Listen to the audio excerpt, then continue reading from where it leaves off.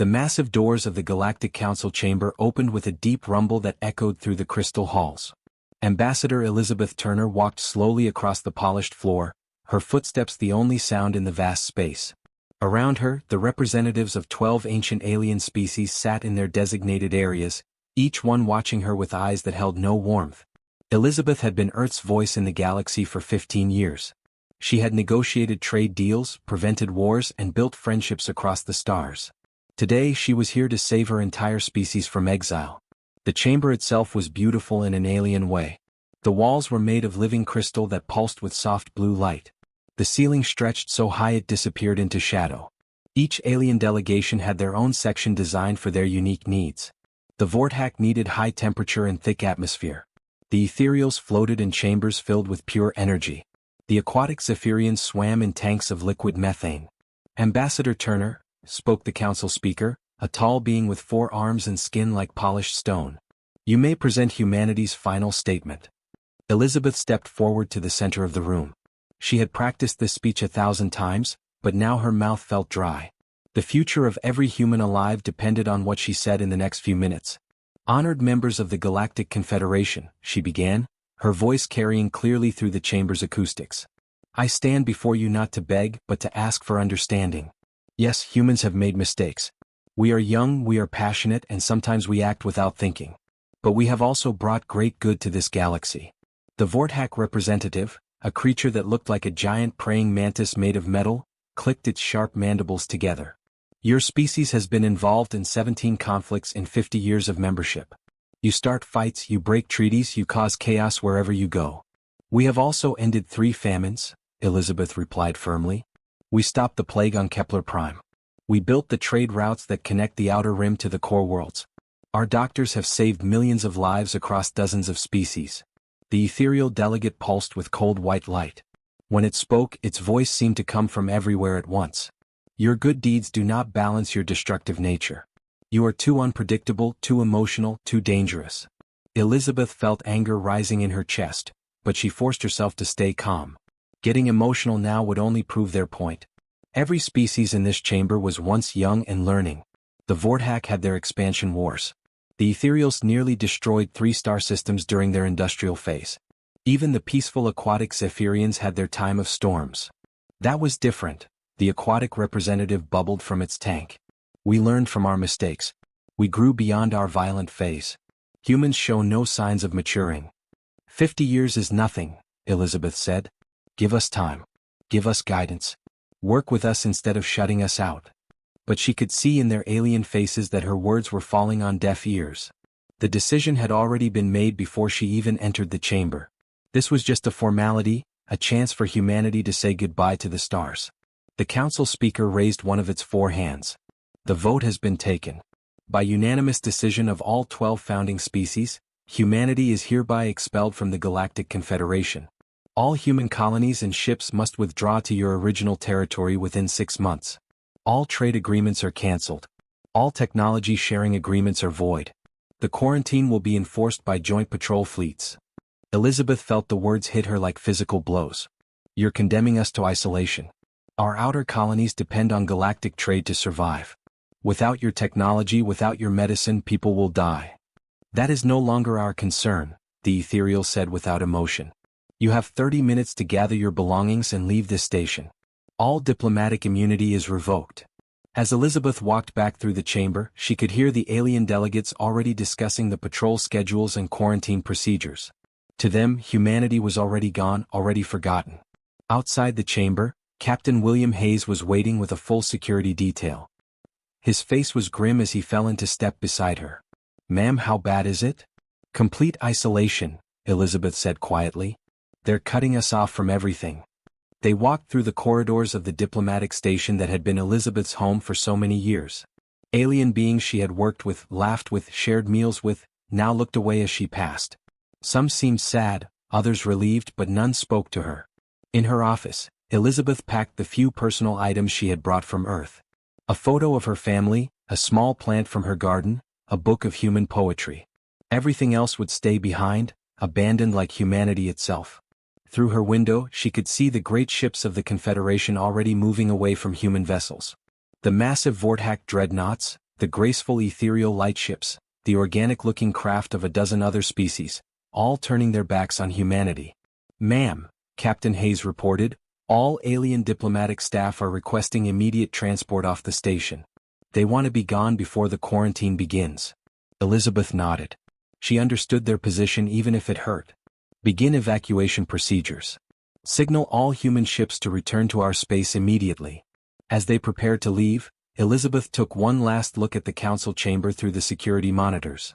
The alien delegates were already discussing other matters, as if humanity had never existed at all. The journey back to human space was quiet and sad. Ship after ship joined their convoy as the news spread. Humanity was alone among the stars once again, cast out by the very civilizations they had tried so hard to join. But Elizabeth made herself a promise as Earth grew larger in the viewscreen. They would survive this. They would prove the galaxy wrong. And someday when the stars needed them most, humanity would be ready to reach out again. 5 years had passed since the great doors of the Galactic Council closed behind humanity forever. On the farming colony of New Manchester, Director James Cooper stood in his office looking at reports that made his stomach turn. The numbers were all bad and getting worse every day. "Sir," his assistant Rebecca White said as she entered with another stack of papers. "The food production reports are in. We're down 40% from last year." James rubbed his tired eyes. He had not slept well in months. None of them had. What about the other colonies?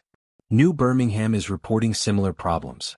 Their main reactor is failing and they don't have replacement parts. Without power, their food systems will shut down completely. Outside his window, James could see the fields that should have been green with crops. Instead, brown patches spread across the landscape like a disease. The alien fertilizers and growth enhancers were gone. The seeds that had been specially designed for off-world farming were running out. They were trying to grow Earth plants in alien soil, and it was not working well. On Earth, Dr. Thomas Webb worked day and night in his laboratory. The quantum communication project was humanity's only hope of keeping their scattered colonies connected. For 50 years, they had relied on alien technology to talk across the vast distances of space. Now they had to build their own system from scratch. Dr. Webb, his assistant Patricia Johnson, called from across the room. "The test results are back from the quantum matrix experiment." Thomas looked up from his calculations. His hair was messy and his clothes wrinkled. He had been wearing the same shirt for 3 days. "What's the range?" 3 light years, sir. "It's stable but still not enough to reach the outer colonies." Thomas slammed his hand on the desk in frustration. Human space stretched across 50 light years. The farthest colonies had been silent for 8 months now. They did not know if those people were alive or dead. The worst part was not knowing. Every day, families on Earth waited for news from their children and parents living on distant worlds. Every day the silence grew longer. Captain Robert Miller commanded one of the few ships still making supply runs between the colonies. His vessel, the Endurance, was held together with spare parts and prayer. His crew was exhausted from the constant emergency trips, but they kept going because people were depending on them. "Captain," his navigator Helen Davis said from her station, "we're getting a distress call from the mining colony on Kepler 442b. They're reporting radiation sickness from a reactor leak." Robert checked their cargo manifest. They had medical supplies but not enough for a major emergency. "How many people?" 2,000 colonists, sir. Half of them are children." Robert closed his eyes for a moment. Every decision was impossible now. If they used their medical supplies for Kepler 442b, what about the next emergency? There was always a next emergency. "Set course for Kepler 442b, he ordered. "We'll figure out the rest later." The mining colony was in worse shape than he had imagined. The main reactor had been leaking radiation for weeks. The colonists had no way to fix it without replacement parts that simply did not exist anymore. They had sealed themselves in the underground tunnels, but it was only a temporary solution. Colony Administrator Michael Brown met them at the landing pad. He looked thin and pale like all the colonists now. "Captain Miller, thank God you're here. We've got 30 people in critical condition." Robert and his medical team worked for 18 hours straight, treating radiation sickness with medicines they could barely spare. They managed to save most of the victims, but it was clear the colony could not survive much longer. "We need to evacuate everyone," Robert told Michael. "This place is slowly killing you all." "Where would we go?" Michael asked. "Every colony has the same problems. At least here we have the tunnels for protection." That was the terrible truth. There was nowhere safe to go. Every human settlement was struggling just to survive. Back on Earth, the news from the colonies got worse every day. The agricultural worlds were losing their crops. The mining colonies were running out of equipment. The research stations were going dark one by one as their power systems failed. Dr. Webb continued his desperate work on the communication system. He knew that if they could just talk to each other, coordinate their efforts, maybe they could find solutions. But the quantum technology was incredibly complex, and they were trying to reinvent 50 years of alien science in a few months. Some colonies had started transmitting surrender messages toward the quarantine barrier. They were willing to accept alien occupation rather than face slow death by starvation and equipment failure. The galaxy had not responded to these messages, but the transmissions continued anyway. On the outer colony of New Victoria, Administrator Sarah Johnson faced the hardest decision of her life. Her people were starving. Their air recycling system was breaking down. The children were getting sick from breathing contaminated air. "Ma'am," her deputy said quietly, "the council has voted. They want to send the surrender transmission." Sarah stared out at the failing colony that had been humanity's pride just 6 years ago. Beautiful buildings now stood empty. Gardens that once fed thousands were barren dirt. "Do it," she whispered. But then something unexpected happened. Dr. Webb's quantum communicator finally achieved stable long-range transmission. For the first time in 8 months, the scattered human colonies could hear each other's voices again. "This is Earth Command to all human settlements," came the broadcast that changed everything. "We are not giving up. We are going to survive this, and we are going to do it together." Across human space, people stopped what they were doing to listen. For the first time in years, they were not alone. The quantum network changed everything. Dr. Thomas Webb's breakthrough connected human minds across the galaxy like never before. Scientists who had been working alone for years suddenly found themselves part of something much bigger. Engineer Michael Brown worked in the underground laboratories of New Manchester Colony. For months, he had been trying to solve their food crisis with limited success. But now, through the quantum network, he could talk to agricultural experts on Earth, biologists on Mars, and farmers on dozens of other worlds. "I've been studying the soil samples from 15 different colonies," he explained during one of the daily network conferences. "The problem isn't just the lack of alien fertilizers. Our Earth plants can't process the minerals in these alien soils." Dr. Amanda Clark, working in her laboratory on New Victoria, leaned forward in excitement. "But what if we don't need to change the soil? What if we change the plants instead?" "Genetic modification?" asked Professor Charles Anderson from Earth. "That could work, but it would take years to develop new crop varieties." "Not if we work together," Amanda replied. "I have the genetic equipment here. Earth has the plant databases. The Mars colonies have been experimenting with rapid growth techniques. If we combine our knowledge..." Within weeks, they had created the first batch of modified seeds. These new plants could grow in almost any soil, needed less water, and produced more food than the original Earth varieties. When the first harvest came in, the colonists could hardly believe their eyes. The crops were not just surviving, they were thriving. The success spread quickly through the network. Colony after colony began planting the new seeds. For the first time in years, people had enough to eat. But food was just the beginning. On the research station orbiting Jupiter, Dr. Patricia Johnson had been struggling with their failing power systems. The alien fusion reactors were breaking down, and she had no replacement parts. "I've been thinking," she said during another network conference. "Why are we trying to copy alien technology? Maybe we should create our own."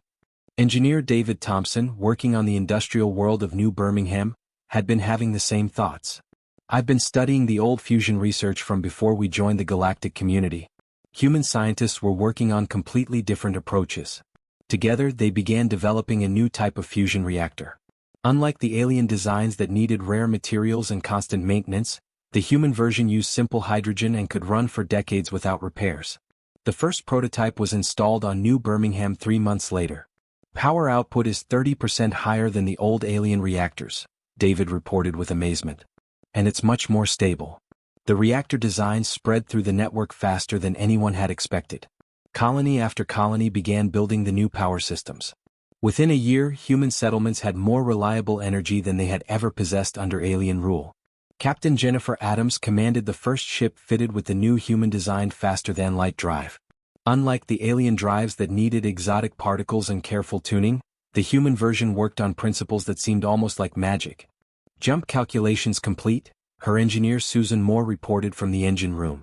"The new drive is showing incredible efficiency rates." "How incredible?" Jennifer asked. 40% faster than anything the aliens ever built, and it uses half the energy. Jennifer shook her head in wonder. How is that possible? I think it's because we approach the problem differently, Susan explained. Alien mathematics are very precise and logical. Human mathematics are more intuitive. We make jumps of logic that work even when we can't explain exactly why. The new ships began connecting the human colonies like never before. What had once been week-long journeys now took days. Trade between worlds resumed, but now it was all human goods moving through human space. Professor Charles Anderson coordinated the research efforts from Earth. Every day brought new breakthroughs. Human scientists were not just replacing alien technology, they were improving on it. Look at these atmospheric processors, he said during a network meeting, showing data from the terraforming project on New Mars. Dr. Clark's team has created machines that can make a dead world livable in months instead of decades. The manufacturing systems are even more impressive, added engineer Michael Brown. We can now create anything we need from basic raw materials. We don't need to import anything anymore. The transformation was remarkable. Worlds that had been dying just 2 years ago were now garden paradises. Mining colonies had become manufacturing centers producing goods better than anything available in the old galactic markets. On New Victoria, Administrator Sarah Johnson walked through streets that bustled with activity. The same colony that had almost surrendered now had people moving in from Earth, seeking new opportunities. It's hard to believe, she said to her deputy. 3 years ago we were starving. Now we're more prosperous than we ever were under alien rule. The quantum network carried more than just scientific data. It carried hope, ideas, and dreams. Children on distant worlds could attend classes taught by teachers on Earth. Artists shared their work across the galaxy. Musicians played concerts that were heard on dozens of planets. But the most important thing the network carried was unity. For the first time since leaving Earth, humanity felt like one people again, connected by something stronger than distance or time. Captain Robert Miller, still making supply runs in the Endurance, marveled at the changes he saw. Every world I visit is different now. Better. The people are happy, confident. They're not just surviving anymore, they're building something amazing. As the 5th year of isolation ended, humanity had not just survived. They had become something the galaxy had never seen before. A civilization that grew stronger when faced with adversity, that innovated instead of giving up, that reached out to help each other when times got dark.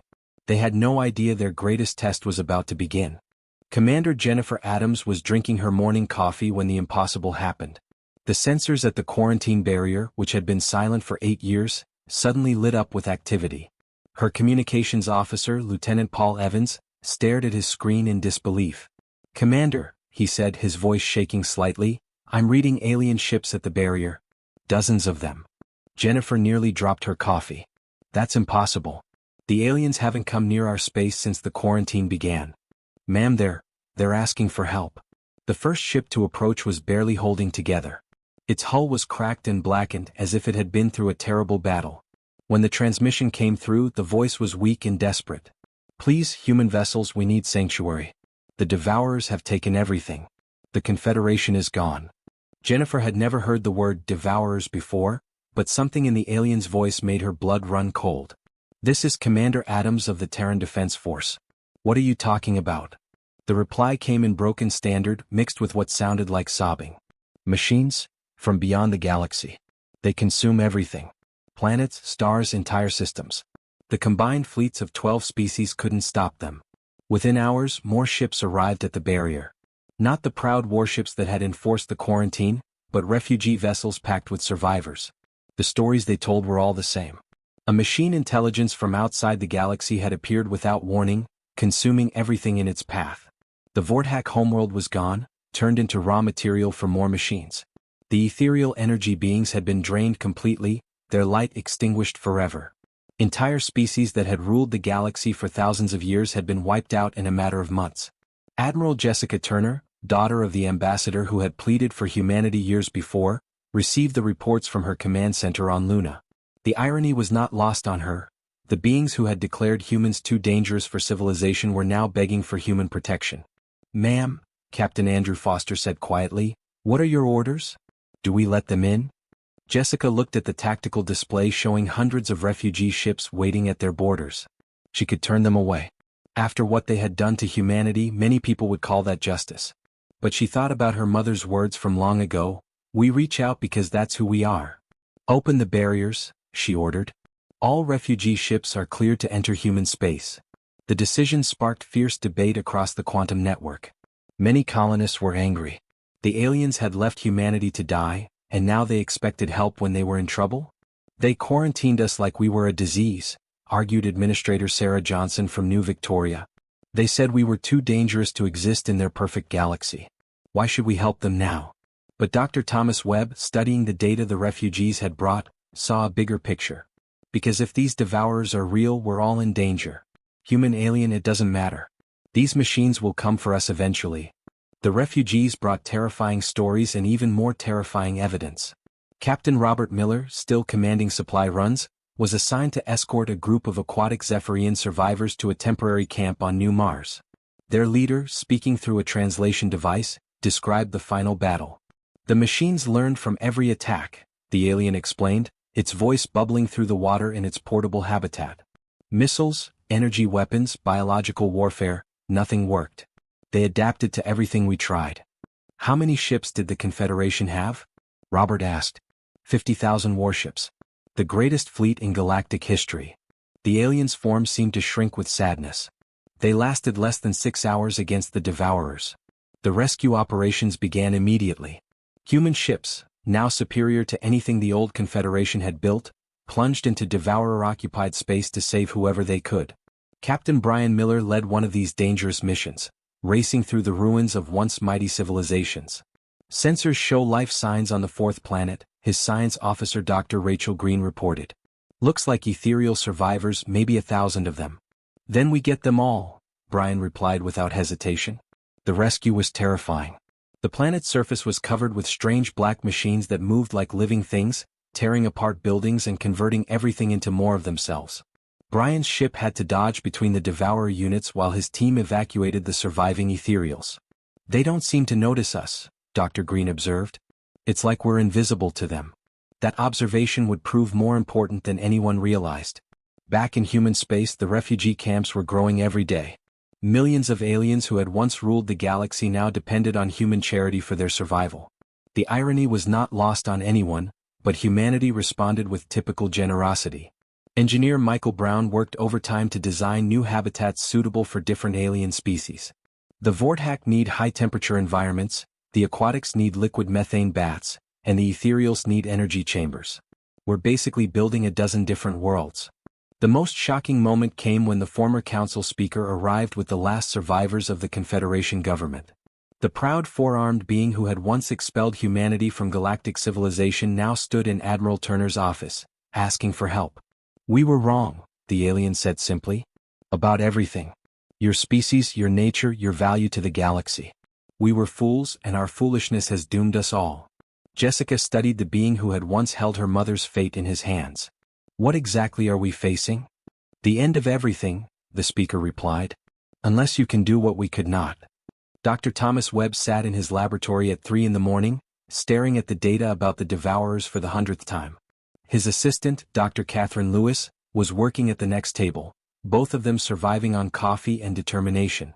"There has to be something," Thomas muttered, rubbing his tired eyes. "No enemy is perfect." Catherine looked up from her analysis of the machine intelligence patterns.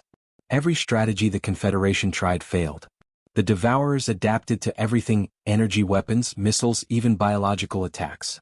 Thomas suddenly stopped moving. A crazy idea was forming in his mind. "Catherine, what if that's exactly their weakness?" "What do you mean?"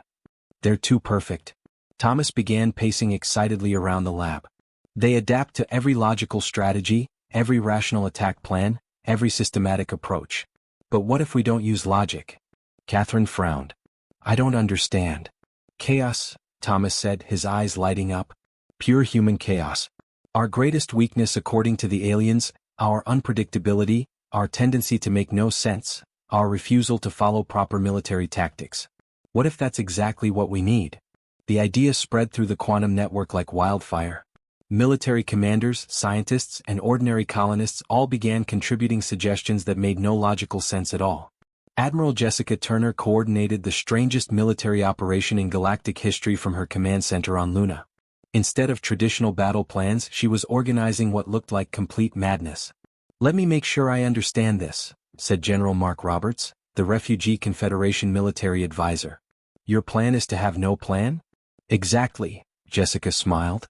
"We're going to attack them with pure human unpredictability. This is insane. No military in history has ever won a battle without strategy. No military in history has ever fought machines that adapt to strategy," Jessica replied. "We're going to be as human as possible." The final battle was planned for the Arcturus system, where the Devourer Collective had built their main processing center. Every human ship in the galaxy gathered for the attack, but instead of forming proper military formations, they scattered across the system like leaves in a storm. Captain Daniel Scott commanded the destroyer Defiance. His orders, received through the quantum network, were simple: attack whatever seems interesting. "Sir," his tactical officer Lieutenant Emma Parker asked nervously, "what exactly seems interesting?" "I have absolutely no idea," Daniel grinned. "Let's find out as we go." Across the system, human ships began the most chaotic battle in galactic history. Captain Stephen White used his ship's mining laser to carve silly pictures into the hull of a Devourer vessel. Commander Michelle Brown decided to ram her damaged ship into what looked like a communication array, causing a massive explosion that somehow shut down 3 entire sectors of enemy machines.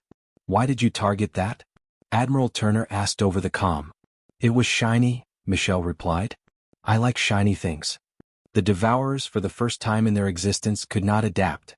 Every time they modified their defenses to counter human attacks, the humans would do something completely different and unexpected. Captain Robert Miller, commanding the Old Endurance, decided to play classical music at full volume while firing his weapons in time with the beat. When asked why, he simply said, "Beethoven always makes me feel brave." Lieutenant Commander Sarah Johnson used her ship's cargo bay to launch thousands of metal balls at enemy vessels, not as weapons, but because she thought it looked pretty when they bounced off the alien hulls in the starlight. "The Devourers are showing signs of confusion," Dr. Catherine Lewis reported from her analysis station aboard the flagship. "Their collective intelligence can't process our behavior patterns. We're too random, too illogical." The breakthrough came when engineer Michael Brown, commanding a supply ship, accidentally flew through the middle of a Devourer formation while trying to avoid what he thought was an asteroid. The action caused a cascade failure in the machine network that destroyed an entire battle group. "How did you know that would work?"